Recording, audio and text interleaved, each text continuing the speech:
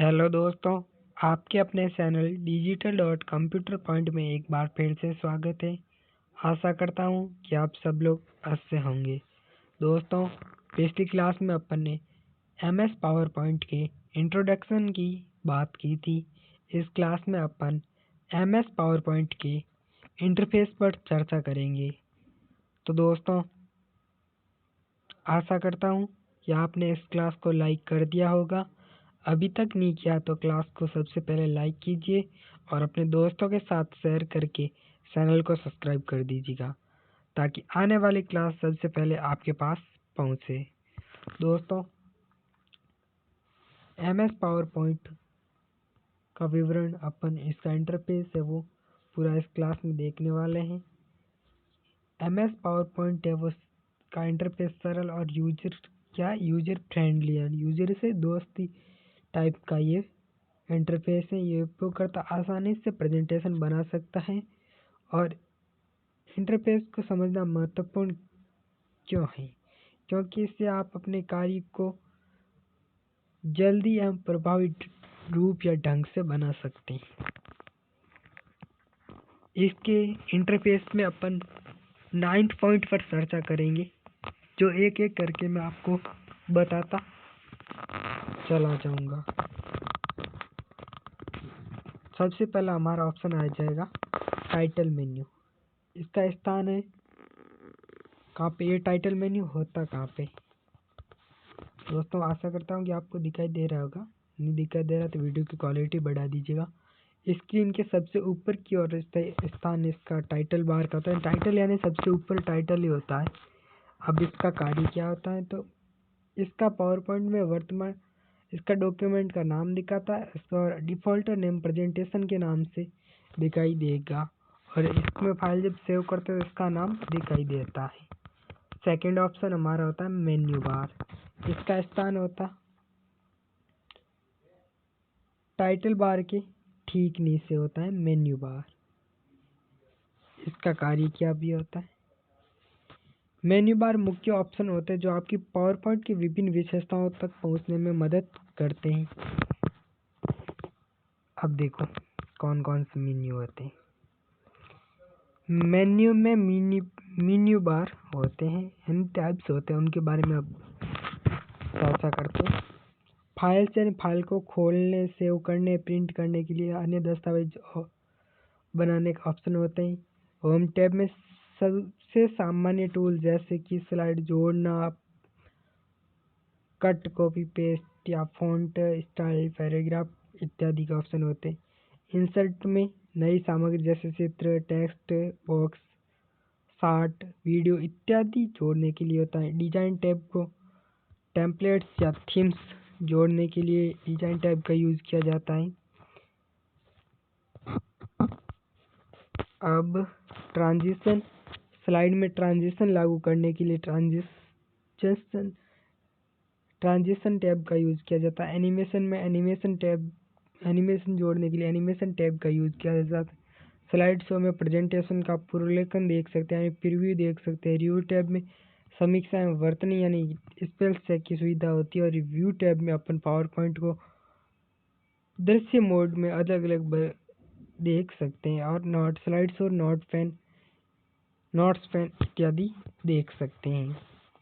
दोस्तों, क्लास को लाइक नहीं किया तो लाइक तो बनता है, क्लास को जल्दी से लाइक कीजिएगा।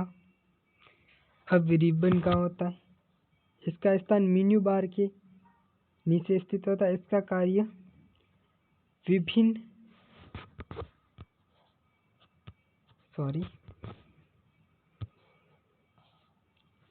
रिबन में विभिन्न टैब्स होते हैं और हर टैब में पावर पॉइंट के विशिष्ट कार्य से संबंधित बटन्स होते हैं। इसमें रिबन जो टैब का समूह है उसको रिबन बोला जाता है। टैब से ये जो टैब्स होते हैं उनके ये रिबन के अंदर होते हैं। Home tab, insert tab, design tab, transition tab, animation tab, slide show tab. दोस्तों, हमने इनके बारे में बता दिया कि इसमें क्या क्या होता है। नॉर्मल सामान्य स्लाइड बनाने के लिए स्लाइड लेआउट होता है। टेक्स्ट चित्र जोड़ना के लिए आदि ऑप्शन होते हैं। चार्ट्स, बॉक्स, वीडियो ऑडियो जोड़ने के लिए इंसर्ट टैब में होता है। डिजाइन टैब में थीम्स या टेम्पलेट जोड़ सकते हैं। ट्रांजिशन टैब में स्लाइड के ट्रांजिशन जोड़ सकते हैं, एनिमेशन टैब में एनिमेशन जोड़ सकते हैं और स्लाइड शो में अलग अलग मोड में स्लाइड को देख सकते हैं। अब quick access tool bar, most of the one tool bar जो अपने काम में आता है। क्विक एक्सेस टूल बार के स्थान एक टाइटल बार के ऊपरी बाएं कोने में स्थित होता है। ऑप्शन आ सकता है हमारे एग्जाम में कि क्विक एक्सेस टूल बार कहाँ पे होता है, तो ऑप्शन होता है लेफ्ट कोने में, यानी टाइटल बार के लेफ्ट साइड में बाएं कोने में, लेफ्ट कोने में। इसका कार्य जो बटन महत्वपूर्ण बटन होते हैं जो बार बार यूज में आते हैं, जो सेव है, अंडू है, रीडू है, प्रिंट करे आदि के ऑप्शन हमारे ऑप्शन बार बार काम आते हैं। उन बटन तक पहुंचने के लिए क्विक एक्सेस टूल बार होता है, सेव, अंडू, रीडू और प्रिंट तक। आप यहाँ पर अपने पसंदीदा ऑप्शन जोड़ या हटा भी सकते हैं, यानी इसको कस्टमाइज भी कर सकते हैं। स्लाइड पैन, दोस्तों अपने दोस्तों के साथ इस क्लास को जरूर से शेयर कीजिएगा। इसका स्थान जो स्क्रीन के बाईं ओर स्थित होता है स्लाइड पैन, इसका कार्य क्या होता है इसके बारे में चर्चा करते हैं। इसमें आपकी प्रेजेंटेशन की सभी स्लाइड को थंबनेल यानी छोटी छवियां दिखाई देगी और ये स्लाइड की जल्दी से नेविगेट करने के लिए सहायक है। यह स्लाइड के टेक्स्ट रीडर भी होते, टेक्स्ट ड्रैग करके ये स्लाइड की ड्रैग करके ऑर्डर भी हो सकते हैं, यानी क्लिक करके उन्हें चयनित किया जा सकता है कि फिर से बदलाव किया जा सकता है। कहने का मतलब ये है कि मैं आपको बता दूंगा कि यह जो अपना पावर पॉइंट है उसमें ये स्लाइड होती है, इसमें अलग अलग प्रकार की स्लाइड है। ये यहाँ पे एक बना होता है स्लाइड पैन, उसमें अलग अलग प्रकार की ऐसे स्लाइडें दिखाई देती हैं और उसमें अलग अलग प्रकार से अलग अलग स्लाइड दिखाई, उसमें डायरेक्ट पहुंच सकते हैं। स्लाइड का कार्यक्षेत्र मुख्य स्क्रीन पर होता है जहां आप अपनी स्लाइड में पर काम करते हैं, यानी जो ये स्लाइड ऐसे बनी होती है जिसमें लेआउट ऐसे कुछ क्लिक ऑन दे ऐसा कुछ लिखा होता है या फिर ब्लैंक हो सकती है। इसमें आप चित्र है, ऑडियो, वीडियो कंटेंट जोड़ सकते हैं और अपने पसंदीदा कार्य क्षेत्र में विस्तृत प्रेजेंटेशन डिजाइन कर सकते हैं और थीम्स जोड़ सकते हैं, बॉक्सेस, चित्र और आदि स्लाइड में फॉर्मेटिंग कर सकते हैं। अब स्लाइड स्टेटस बार, यानी सबसे निचली पट्टी होती, सबसे ऊपरी पट्टी टाइटल बार, बीच वाली पट्टी स्टेटस बार, इसके नीचे जो पट्टी होती है उसे टास्क बार बोला जाता है। तो अब स्टेटस बार का स्थान है वो जो स्क्रीन के नीचे स्थित होती है। इसमें कार्य में प्रेजेंटेशन की जानकारी देता है कि कितनी स्लाइड नंबर है, कौन सी स्लाइड कौन से नंबर पे हैं, इसमें कितने कौन सा मोड स्तर है, आपके सभी दिखाई दे। इस मोड में आप स्लाइड को नोट्स पेन आदि तो स्लाइड नंबर के बारे में जानकारी प्राप्त कर सकते। अब आपके दिमाग में आ रहा है ये नोट्स पेन क्या है, इसके बारे में आप आगे पढ़ेंगे, तो देखते रहिए इस क्लास को एंड तक। ये देख लो नोट्स पेन, मैंने कहा था ना कोई भी टॉपिक में पीछे नहीं छोड़ने वाला हूँ।